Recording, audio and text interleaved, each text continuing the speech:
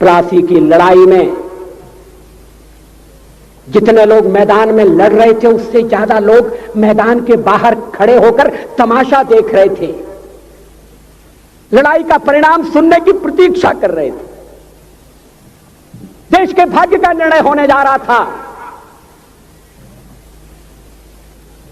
मगर उस निर्णय में सारा देश शामिल नहीं था। विदेश मंत्री के नाते मैं अफगानिस्तान गया था।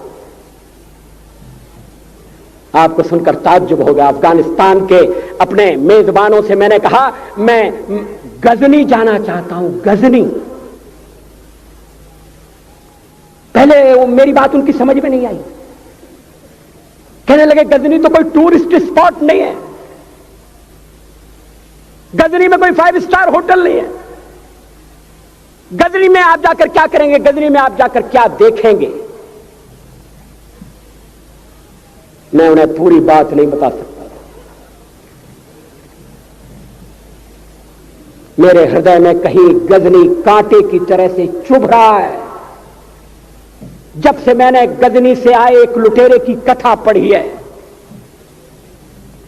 और किशोरावस्था में पढ़ी है, मैं देखना चाहता था वो गजनी कैसा है। आपको सुनकर ताज्जुब होगा, महमूद गजनी का अफगानिस्तान के इतिहास में कोई स्थान नहीं है।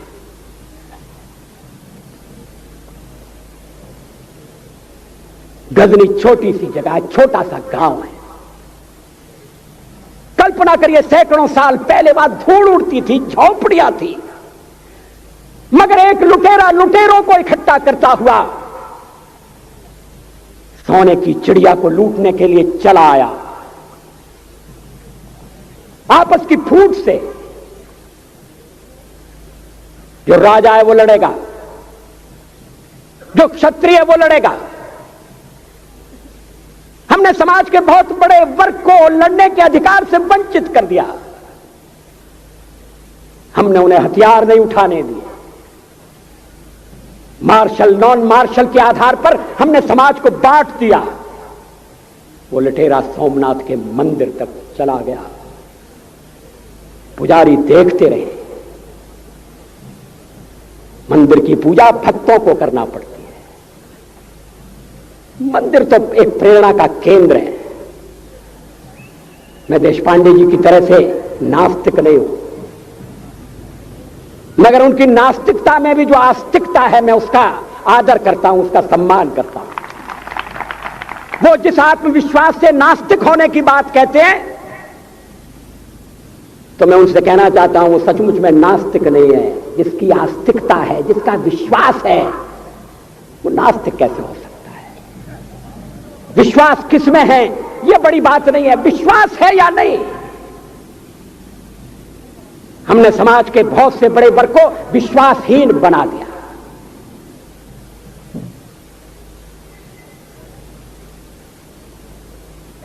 लोगों ने हथियार नहीं उठाए, वेद पढ़ने के दरवाजे बंद कर दिए। इसलिए हम पादाक्रांत हुए। अफगानिस्तान में मैंने एक बात और देखी। मुझे जिस होटल में ठहराया गया उसका नाम था कनिष्क। अफगानिस्तान एक मुस्लिम देश है। मुझे बड़ा ताज्जुब हुआ। मैंने कहा कनिष्क यहां कहां से आया? तो मेरे साथ अफगानिस्तान के विदेश मंत्री थे। मैंने कहा कनिष्क आपका कौन लगता है? कनिष्क से आपका क्या संबंध है? कहने लगे कनिष्क हमारा पूर्वज है, कनिष्क हमारा पुरखा है।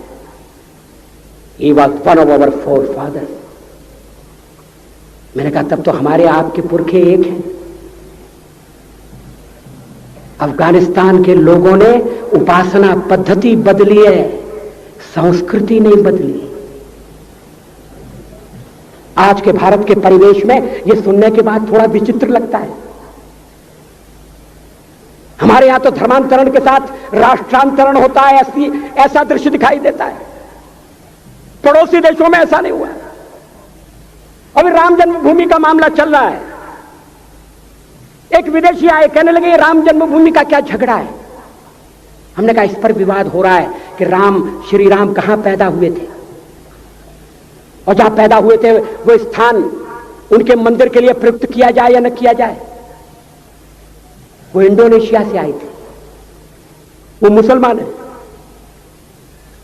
कहने लगे हम तो समझते थे कि राम के लिए सारे भारत में आदर होगा, सम्मान होगा। हमने कहा ये आपने कैसे समझा? कहने लगे आप तो इंडोनेशिया आ चुके हैं, इंडोनेशिया में बहुत से लोगों ने इस्लाम स्वीकार कर लिया, मगर श्री राम को विस्मृत नहीं किया, श्री राम को भुलाया नहीं। इंडोनेशिया के बाली द्वीप में 1 महीने रामायण की लीला होती है। मैं उस समारोह में जा चुका हूं। उस समय भी विदेश मंत्री मेरे पास बैठे थे। मैंने कहा ये रामायण ये क्या हो रहा है? मैंने कहा एक्सीलेंसी ये मंच पर क्या हो रहा है? कहने लगे एक्सीलेंसी आपको पता होना चाहिए। हमने कहा मुझे तो पता है मगर मैं जानना चाहता हूं। कहने लगे ये रामायण है, ये राम है, ये लक्ष्मण है, ये सीता है। हमने कहा इनसे आपका क्या संबंध है? आप तो मुसलमान हैं। कहने लगे हमारा संबंध बहुत पुराना है, हमारा तब का संबंध है जब हम मुसलमान नहीं हुए थे। थाईलैंड की राजधानी अयोध्या कही जाती है। थाईलैंड के राजा को आज भी राम कहा जाता है। सावरकर जी ने हिंदू राष्ट्र की बात की, हिम्मत के साथ। बुनियादी तौर पर भारत हिंदू राष्ट्र है।